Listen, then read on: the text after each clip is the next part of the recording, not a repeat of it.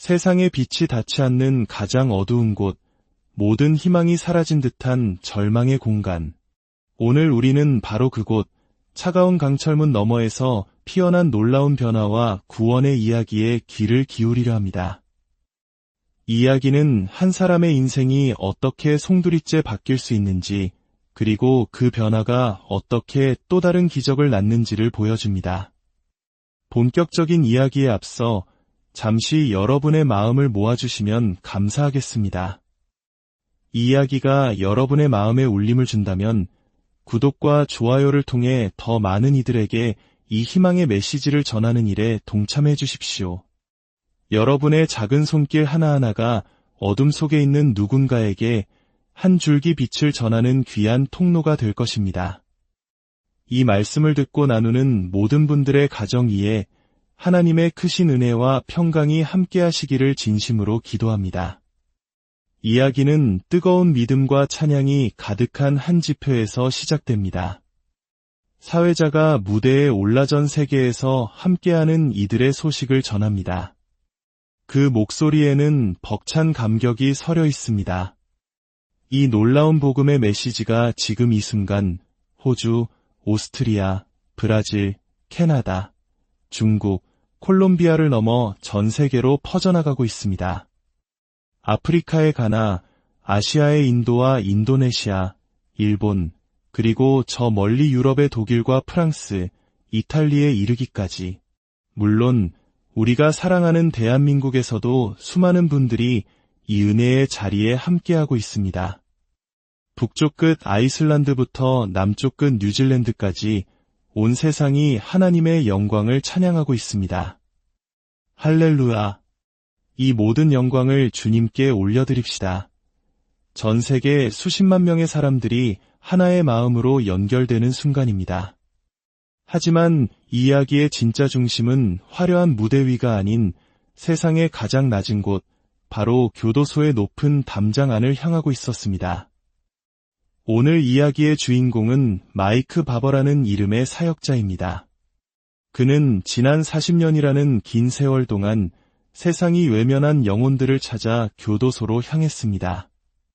프로 미식축구 선수로서 누렸던 화려한 영광을 뒤로하고 그는 가장 작은 자들을 섬기라는 하나님의 부르심에 순종했습니다.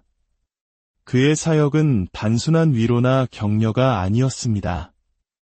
그것은 절망에 빠진 인생을 근본부터 뒤바꾸는 강력한 복음의 능력이었습니다. 그가 만났던 수많은 영혼 중 리키 스미스라는 남자의 이야기는 특히나 충격적입니다. 40년 전 리키는 텍사스주에서 가장 폭력적인 인물로 알려져 있었습니다. 그는 너무나 위험해서 교도관들이 그의 감방문을 아예 용접으로 봉해버릴 정도였습니다. 인간의 눈으로 볼 때 그는 어떠한 교화의 가능성도 없는 그저 사회로부터 영원히 격리되어야 할 존재였습니다. 하지만 하나님은 그를 포기하지 않으셨습니다. 마이크 바버는 모두가 두려워하는 리키의 감방 안으로 직접 들어갔습니다. 그리고 그 어둠 속에서 그리스도의 사랑을 전했습니다. 수십 년의 세월 동안 리키가 유일하게 붙들고 공부했던 자료는 바로 이 사역팀이 전해준 말씀과 교제였습니다. 그리고 기적이 일어났습니다. 48년의 수감 생활 끝에 야수와도 같았던 그는 온전히 변화되어 성령 충만한 하나님의 형제로 거듭났습니다. 이것이 바로 복음의 능력입니다. 세상이 끝났다고 말하는 바로 그곳에서 하나님은 새로운 시작을 만드십니다. 교도소 사역의 이야기는 여기서 그치지 않습니다. 때로는 인간의 상상을 초월하는 죄를 지은 이들 앞에서도 하나님의 은혜는 차별 없이 임했습니다. 한 연쇄살인범의 이야기는 우리에게 구원의 신비가 얼마나 깊고 놀라운지를 다시 한번 깨닫게 합니다. 케네스 코플랜드 목사님은 사형을 앞둔 스티븐 모런이라는 연쇄살인범의 영적 조언자였습니다. 차가운 철창 안에서 코플랜드 목사님은 그에게 세례를 베풀었습니다. 죄로 물든 과거를 씻어내고 그리스도 안에서 새로운 피조물로 거듭나는 거룩한 순간이었습니다. 사형 집행의 날이 다가왔습니다. 모든 것이 마지막을 향해 가던 그때 코플랜드 목사님은 스티븐에게 말했습니다. 스티븐, 사도 바울은 하나님의 은혜가 얼마나 큰지 이야기했네. 자네가 마지막 순간에 주님의 은혜가 정말로 충분했는지 나에게 알려줄 수 있겠나? 마침내 집행의 순간 모든 것이 준비되고 스티븐은 형장에 묶였습니다. 숨막히는 정적 속에서 그는 자신을 지켜보는 코플랜드 목사님을 향해 고개를 돌렸습니다. 그리고 온 힘을 다해 고개를 2번 크게 끄덕였습니다. 그 표정은 마치 이렇게 말하는 듯했습니다. 목사님, 하나님의 은혜는 제가 상상했던 것보다 훨씬 더 충분하고도 넘칩니다. 그 몸짓을 마지막으로 그는 떠났습니다. 죄의 대가는 죽음이었지만 그는 예수 그리스도를 통해 영원한 생명을 얻어 아버지의 품으로 돌아간 것입니다. 이처럼 하나님의 사랑은 우리의 죄보다 크고 그분의 은혜는 우리의 이해를 초월합니다. 이러한 놀라운 변화는 단순히 한두 명의 헌신적인 사역자만으로는 이루어질 수 없습니다. 교도소 시스템 전체를 바꾸려는 용기 있는 리더들의 결단이 있었기에 가능한 일이었습니다. 벌케인 위원장은 한때 피의 앙골라라 불리던 미국 역사상 최악의 교도소로 악명 높았던 루이지애나 주립교도소의 소장이었습니다. 그곳은 폭력과 절망이 지배하는 곳이었고 교도소장들은 5년을 채 버티지 못했습니다. 하지만 케인 위원장은 달랐습니다. 그는 나는 하나님이 기뻐하시는 옳은 일을 할 것입니다. 라고 선포하며 담대한 개혁을 시작했습니다. 그의 생각은 혁신적이었습니다. 그는 교도소 안에 예배당을 짓기 시작했습니다. 재소자들이 아침에 일어나 창밖을 볼 때 차가운 담벼락이 아닌 교회의 뾰족한 첨탑을 보게 하려는 것이었습니다. 절망의 상징이었던 공간에 희망의 상징을 심은 것입니다. 그는 교도소 안에 신학교를 세워 재소자들이 신학을 공부하고 다른 재소자들을 섬기는 목회자로 성장할 수 있는 길을 열었습니다. 이러한 개혁의 효과는 놀라웠습니다. 케인 위원장은 자신의 개혁이 단순한 신념이 아니라 실제로 효과가 있음을 증명하고 싶었습니다. 이때 케네스 코플랜드 사역팀이 나서서 베일러 대학교와 같은 명문 대학의 연구 비용을 전액 지원했습니다. 연구 결과는 충격적이었습니다.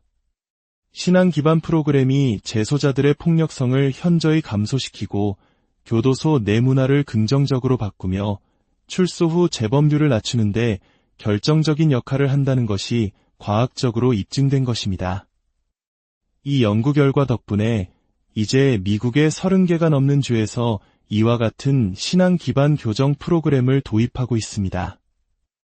텍사스 교정국의 채플린 부서 책임자인 헤이즈루드 국장의 간증 역시 우리의 마음을 깊이 울립니다. 그는 젊은 시절 교도관으로 일하다가 한 재소자의 전도를 통해 예수님을 영접한 특별한 경험을 가지고 있습니다. 그랬던 그가 이제는 전체 채플린 부서를 이끌며 가장 절망적인 공간인 사형수 감방에 신앙 프로그램을 도입했습니다. 과거에는 소음과 욕설로 가득했던 그곳에서 이제는 매일 아침 찬송 소리가 울려 퍼집니다. 그는 지난 몇 년간 20명의 사형수가 형장의 이슬로 사라지는 것을 지켜보았습니다. 하지만 그들은 죽음을 두려워하는 죄수가 아니라 구원의 확신을 가지고 평안히 주님의 품으로 돌아가는 하나님의 자녀들이었습니다. 헤이즈루드 국장은 27년간 독방에 격리되어 있던 한갱단원의 이야기를 들려주었습니다. 그는 사회로부터 완전히 격리된 채 짐승처럼 살아가던 사람이었습니다. 하지만 방송 시스템을 통해 전해지는 복음을 듣고 그의 삶이 변화되기 시작했습니다. 그는 6개월 만에 예수님을 영접했고 갱단 탈퇴 프로그램을 거쳐 마침내 28년 만에 처음으로 아들을 품에 안을 수 있었습니다. 그가 교도소에 들어올 때 생후 2개월이었던 아들은 이제 28세의 청년이 되어 있었습니다. 수십 년의 세월을 뛰어넘은 부자의 포옹, 그것은 바로 복음이 만들어낸 기적이었습니다. 이 모든 기적의 배후에는 이름도 없이 빛도 없이 헌신하는 수많은 동역자들의 기도와 후원이 있었습니다. 마이크 바버 사역팀은 이렇게 말합니다. 사람들은 우리에게 감사하다고 말하지만 우리는 단지 메신저일 뿐입니다. 이 모든 사역을 가능하게 하는 것은 바로 여러분, 하나님의 나라를 위해 기꺼이 자신의 것을 내어놓는 신실한 동역자들입니다. 그렇습니다. 이 이야기는 단지 몇몇 영웅의 이야기가 아닙니다. 이것은 하나님의 부르심에 응답한 모든 이들이 함께 만들어가는 거대한 구원의 서사시입니다.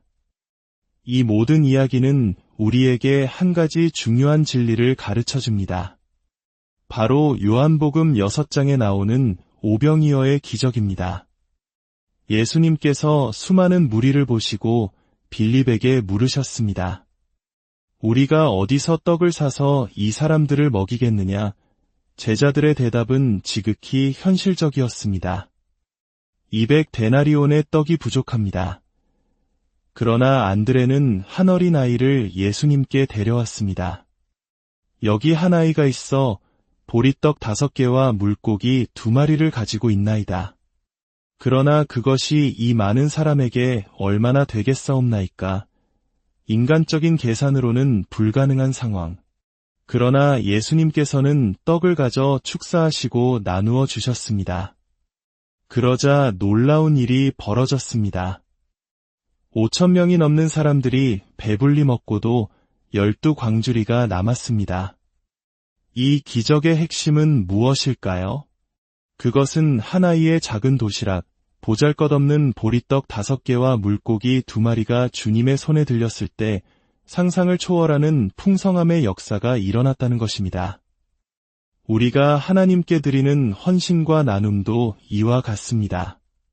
세상의 눈으로 보기에는 작고 미미할지라도 그것이 주님의 손에 들릴 때 수많은 영혼을 살리고 세상을 변화시키는 기적의 도구가 됩니다. 교도소의 높은 담장 안에서 일어나는 놀라운 변화들, 절망이 희망으로 바뀌고 죽음이 생명으로 바뀌는 이 모든 이야기는 바로 오늘날의 오병이어 기적입니다. 우리의 삶 속에서 하나님은 계속해서 물으십니다. 내게 있는 것이 무엇이냐?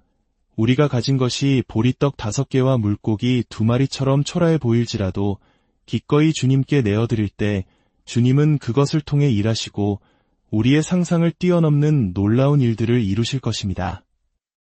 차가운 교도소 담벼락을 넘어 울려 퍼지는 희망의 노래는 바로 우리 모두의 이야기입니다. 우리 중 누구도 하나님의 사랑과 은혜로부터 소외될 수 없습니다. 가장 깊은 절망 속에서도 주님은 우리를 찾아오시고 우리의 깨어진 삶을 통해 가장 위대한 기적을 만들어 가십니다. 주님의 크신 사랑과 축복이 이 말씀을 듣는 모든 분들의 삶과 가정에 충만하기를, 그리하여 여러분의 삶이 이 시대의 또 다른 오병이어 기적의 통로가 되기를 간절히 기도합니다.